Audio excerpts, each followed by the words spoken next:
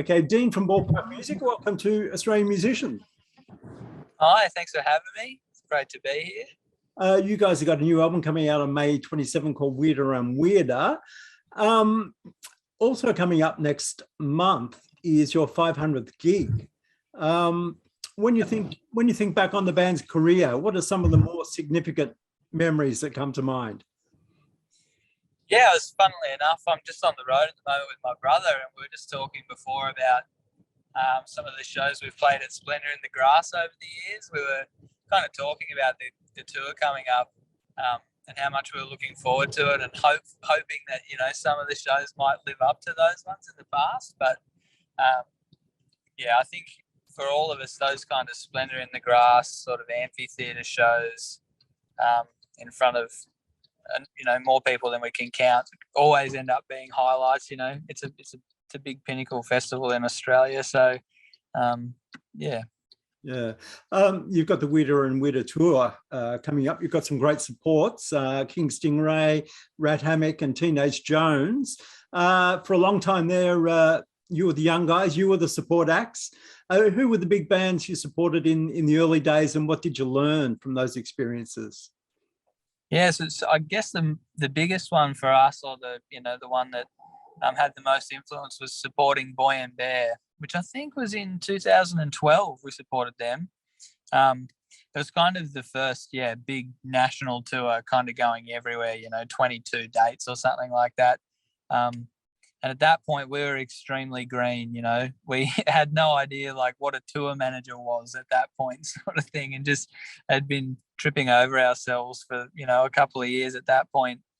And yeah, learned a lot from those guys. Actually, we're still really good friends with them, and it's always nice to catch up with them. But just seeing their level of professionalism, I think, as a band that had already played big shows, and yeah, they're just committed to kind of building a professional atmosphere around them, and getting up there every night. And I think we were rat bags still. Every night on tour at that point, it's like, how hard can we party? But seeing people actually taking it seriously, gives you something to look forward to. And yeah, we definitely took that on board. Yeah. As we said, Weirder and Weirder comes out on May 27. Why is Weirder and Weirder the title track? Yeah, it's we sort of came up with the name for the album late in the piece. Sometimes it comes really early, before you start even working on songs. And this one, we were sitting in a hotel, I think we're in Melbourne, and it was one of our first trips away for a really long time. And that's, generally on tour, you've got a lot of time to talk rubbish and and sort of, I think we're sitting in the hotel for the first time in ages, just spitballing. And you always, when you're working on the title, run through, is there a title track on this one? Maybe it's pretty special. And then when we got to the title track, Weirder and Weirder, it just, it feels like that's kind of how the whole album was put together, in that kind of zone. And there are a lot of themes on the record that I think, the whole concept of things getting weirder and weirder, it just encapsulates all of those. So sometimes, you can think about it really hard, but that one just seemed like, as soon as we mentioned it, we all just went, well, this does relate, to pretty much every song on the record. So it seemed like a perfect fit. Yeah. In the bio, Sam was, I think, talking about the track The Present Moment, and he was saying that it was written after a month's break that you took from making the album. And in general, he said that taking a break was not a good idea, but in this case, it turned out to be quite beneficial. Can you elaborate on that? Yeah, definitely. I think we'd sort of started working on this album without knowing what we were working on.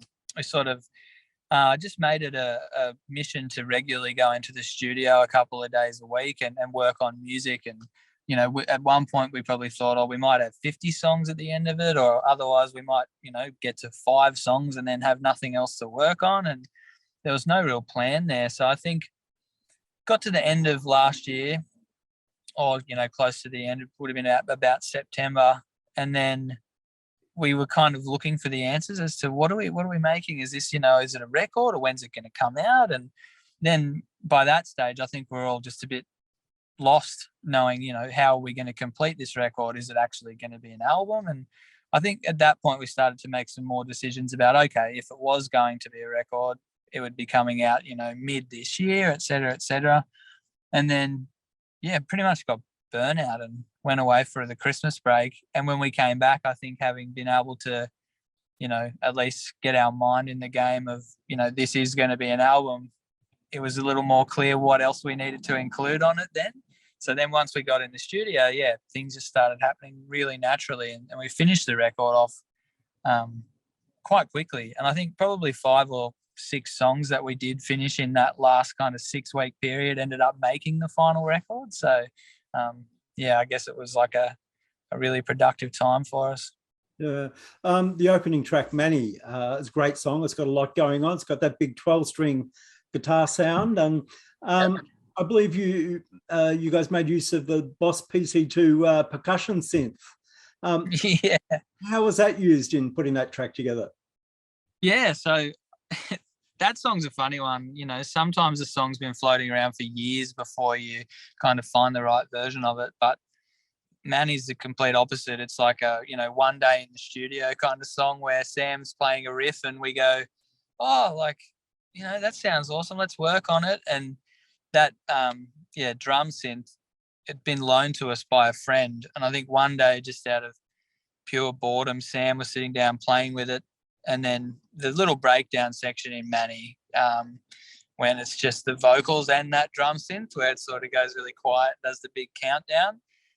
Sam had just sort of recorded that as a sample, thinking, oh, this is cool, maybe we'll use it later. And then, halfway through recording that song, we were like, what can we put under this that sounds cool? And then Sam's like, aha, I got this little drum synth. So, and put it in there. And obviously, it's a funny little section in that song. Like, it's a different kind of bridge. And the countdown, almost when we were making the song, we thought it was laughable how long it went for. It was a bit silly. Are we really going to count all the way down from, 100% down to 0? But now that particular sound has become like a really big part of that song now. And I think we tried to use it in a bunch of other songs on the record, but otherwise the record would probably end up becoming a whole feature just for that pedal. But luckily we had some restraint. Yeah. Beautiful Blueberries is one that you wrote. How did that song come about? Yeah, I think I wrote that one probably in 2020. I write a lot of my own songs and don't share a lot of them with the band, but if I ever come up with something that I think is pretty good, I'll somehow slide it in there and show Sam and Daniel, my brother, more often than not first. And it's, Sam's obviously a prolific songwriter and doesn't have any shortage of songs to make records of his own, but to be able to have a song that I've written that he's sort of comfortable singing and comfortable sort of portraying is really nice. So generally I, put that song out there to him, and if he shows any interest in it, slowly starts to become a thing we talk about more and more until I'm comfortable letting go of it and sort of giving it to someone else to sing. But it's it had a few iterations of the song. My first demo of it was just me playing an electric guitar with a really sort of tender vocal take. And we tried a full band version of the song and things like that, but eventually, just kind of couldn't get over the charm of the first version that I had, which I'd imagined it like a bit of an Elliott Smith style kind of intimate recording. So, the song itself is just Sam and I played both the guitar parts together, like sitting across from each other live, and then he laid down the vocal part. And I was like, this is the version I love of this song. It's simple, it's stripped back, it's not too many bells and whistles. So, I'm really happy with how it came out. Yeah. So in general, how do you work out your guitar parts? What you play and what Sam plays? Yeah, we had this question the other week and we were both kind of like, oh, the interesting part is we kind of never talk about it anymore. It's kind of fascinating. Like, we even had this realization that generally a lot of this record we recorded live. So Sam will bring an idea in, or I will, or someone else will, and we just start jamming the track really. And then these days there's not much discussion goes on. Everybody just kind of finds their little spot where they fit in. and if there's, you know, something that stands out that needs to be in there, we'll talk about it. But yeah, Sam and I actually were thinking, listening back to the record at some of the parts and kind of laughing about how much we tend to do things to fit in with each other. It's to the point now where we've been learning some of the songs to play on tour coming up, or relearning them. And I've realised, like, the only time I've ever really played some of these songs is during the day or two that we spent in the studio. I can't even remember what my parts were. So, like, sometimes I think Sam and I will get to the, you know, rehearsal room for learning the songs to play live, and I end up playing his part and he ends up playing my part because neither of us can remember which bit was ours. So yeah, there's no method to the madness anyway. Is it a difficult album to reproduce live? It's not too bad. I think, yeah, as our careers progressed, we've recorded a lot more live. So trying to have as many channels recording at the same time as we can, whether the bed is often, you know, it'll be drums, bass, definitely, keys and guitar, anything that's not an acoustic instrument really that we can squeeze in there. So then when you get to the rehearsal room, you find, oh, I've just played what felt natural in the room anyway. So that's not too bad. Obviously, the songs with string sections are a little more difficult. So we haven't sort of tackled too many of those for this tour anyway, because we don't have the means. But I'm excited to get into those too, you know, because they can always, it's, you know, different working out how you're going to execute those. I don't think every show will have sort of a string quartet or anything, so that'll be fun.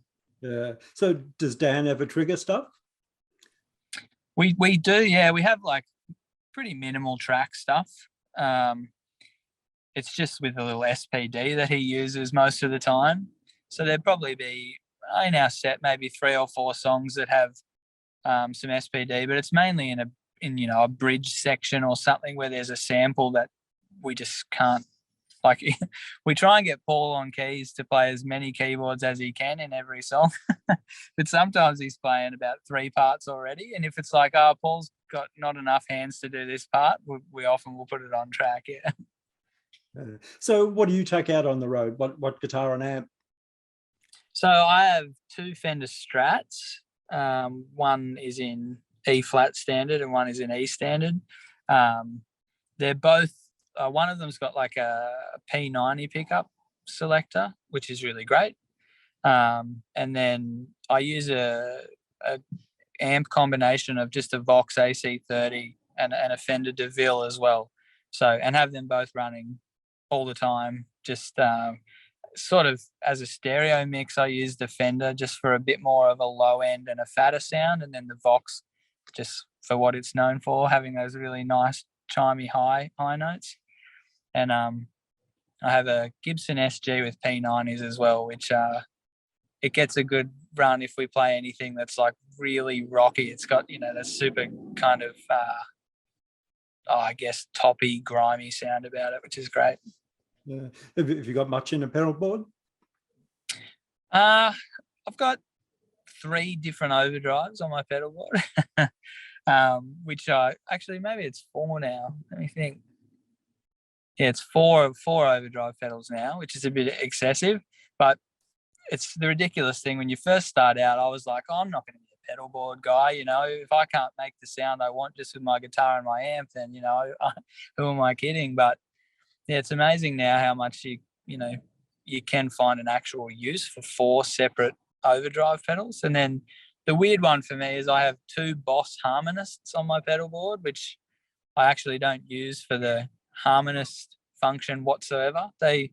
It's versatile pedal. They kind of have like a swelling thing that you can use expressively. It's called super bend is what they describe it as, but you can either swell really low or really high and then change the speed of it. And it's just something that over the years I've just started using expressively all the time. So I'll use the low one. It sounds like a tape machine rolling on and off, if you're familiar with that sound. So I'll use it to roll chords in, you know, from low to high, or and then in some of the more kind of bombastic bits in solos and things, I'll use the high one. I think it bumps it up like 2 or 3 octaves, and it can sound horrendous if you get it wrong. It's not very forgiving, but yeah, that's probably my weirdest, like, I guess, personal to me pedal that I use. Yeah. Yeah. And which tracks are scrubbing up well in rehearsal? Yeah, so far, present moment, which we talked about before, scrubbing up really well. Manny is great fun. It's just such a good rock song, you know. We all love playing that one. What else have we been playing?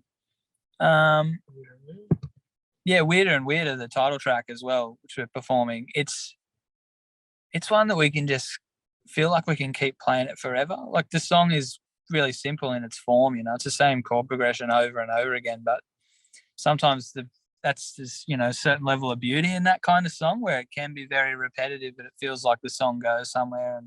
And it feels like a different one for us. Out of all the new songs, I feel like it's got, a particular level of restraint throughout the whole song that is really nice for us to sort of relax into and jam. So I'm excited to see how that one goes live. I think it'll be great. It's a nice sort of breather for the crowd, and I love the song too. So yeah. So what's the grand plan for Ballpark Music? Grand plan, world domination would be really nice, but I think at this point, just can't wait to get back on the road and tour the country. It's been so long since we've been able to kind of do that, whether it was the pandemic or not. It just feels so like such a long time since we've been able to get into a room with strictly Ballpark fans who are there to sort of celebrate, our back catalogue and stuff. So keep chipping away. I think I did mention the words next album to Sam the other day, and he shuddered at the words, and so do I pretty much.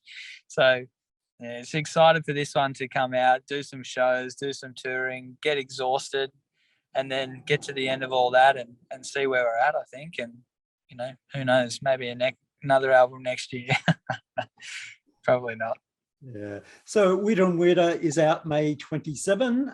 Dean Hanson, thanks for joining us. Awesome. No worries. Thanks so much for having me.